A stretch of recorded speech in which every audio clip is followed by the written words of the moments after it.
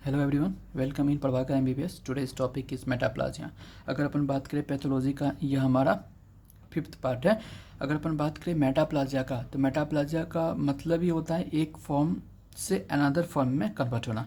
तो मतलब बोल सकते हैं मेटाप्लाजिया क्या होता है, एक मेटाप्लाजिया एक रिवर्सिबल चेंज होता है। क्या होता है? रिवर्सिबल चेंज होता है, जिसमें क्या होता है वन डिफ्रेंशिएटेड सेल टाइप, क्या वन डिफ्रेंशिएटेड सेल टाइप्स या मैच्योर सेल टाइप वो कन्वर्ट हो जाता है अनदर टाइप में। याद रखना, इसमें वन डिफ्रेंशिएटेड सेल टाइप या मैच्योर सेल टाइप जो कन्वर्ट हो जाता है अनदर टाइप में, उसे अपन क्या बोलेंगे? मेटाप्लाजिया बोलेंगे। जैसे एग्जांपल का बात करेंगे, एपिथेलियल मेटाप्लाजिया।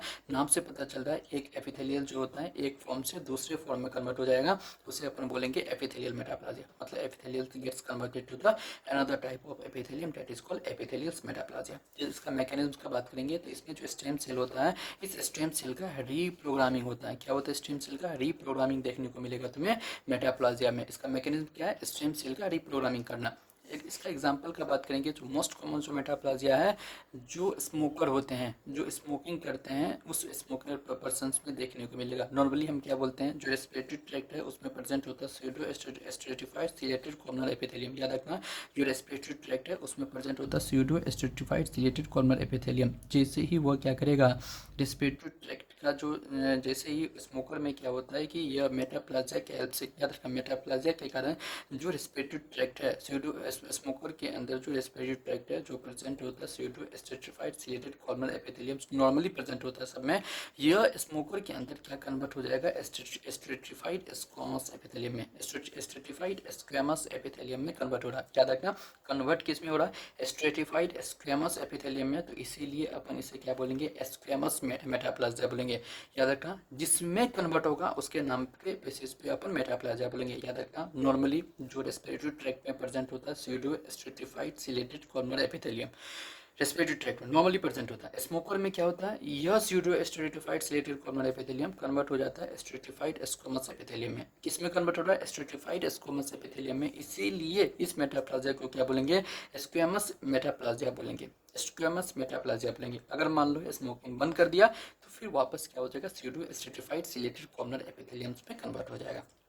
इसी का एक बेस्ट एग्जांपल है बैरेट इसोफेगस। बैरेट इसोफेगस या कॉलमनर लाइंड इसोफेगस। याद रखना, मेटाप्लाजिया का नाम किस बेसिस पे देंगे? किस सेल में कन्वर्ट हुआ उसके बेसिस पे हम मेटाप्लाजिया बोलेंगे। याद रखना, बैरेट इसोफेगस को क्या बोलते हैं? कॉलमनर लाइंड इसोफेगस बोलते हैं। क्यों बोलते हैं? क्योंकि इसमें कॉलमनर एपिथेलियम का फॉर्मेशन होता है। कैसे कन्वर्जन होगा देखते हैं। इसमें क्या होता है, इसोफेगस में प्रेजेंट होता है स्ट्रेटिफाइड स्क्वेमस एपिथेलियम। क्या?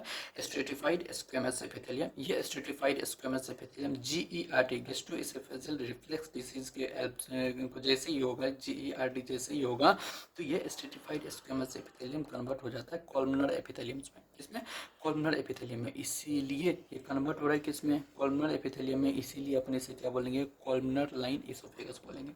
क्लियर? दूसरा इसमें, जैसे हम हिस्टोपैथोलॉजिकल एग्जामिनेशन करेंगे, तो हिस्टोपैथोलॉजिकल एग्जामिनेशन जैसे ही करेंगे बैरेट इसोफेगस पे, हमको देखने को मिलेगा इंटेस्टिनल मेटाप्लाजिया देखने को मिलेगा, और यहाँ पे गॉबलेट सेल देखने को मिलेगा। याद रखना, हिस्टोपैथोलॉजिकल एग्जामिनेशन जैसे ही करेंगे बैरेट इसोफेगस का, तो हमें इंटेस्टिनल एपिथेलियम देखने को मिलेगा और दूसरा गॉबलेट सेल देखने को मिलेगा। और समझो, इसमें क्या होता है, हम स्पेशल स्ट्रेन यूज़ करते हैं। इस स्पेशल स्ट्रेन को क्या बोलेंगे? एल्सियंस ब्लू स्ट्रेंस इसमें यूज़ करते हैं। क्या करते हैं? एल्सियंस ब्लू स्ट्रेंस करता है। ये एल्सियंस ब्लू स्ट्रेंस क्या करता है, इस चीज़ को समझते हैं। जो गॉबलेट सेल होता है ना, ये गॉबलेट सेल प्रोड्यूस करता है म्यूसिन। क्या प्रेजेंट होता है? प्रोड्यूस करता है म्यूसिन। यह म्यूसिन किसको, म्यूसिन को कौन स्ट्रेन करेगा? एल्सियंस ब्लू स्ट्रेन करता है। याद रखना, गॉबलेट सेल क्या प्रोड्यूस करता है? म्यूसिन, और म्यूसिन को कौन स्ट्रेन करेगा? एल्सियंस ब्लू स्ट्रेन करता है, एल्सियंस ब्लू। तो अपन याद रखना, यहाँ से क्वेश्चन बन सकता है कि बैरेट इसोफेगस में कौन सा स्पेशल स्टेन यूज़ करते हैं? एल्सियंस ब्लू यूज़ करते हैं। और नेक्स्ट अपन बात करें इस पे, तो जो बैरेट इसोफेगस है, ये एक रिस्क फैक्टर होता है इसोफेजियल कैंसर का।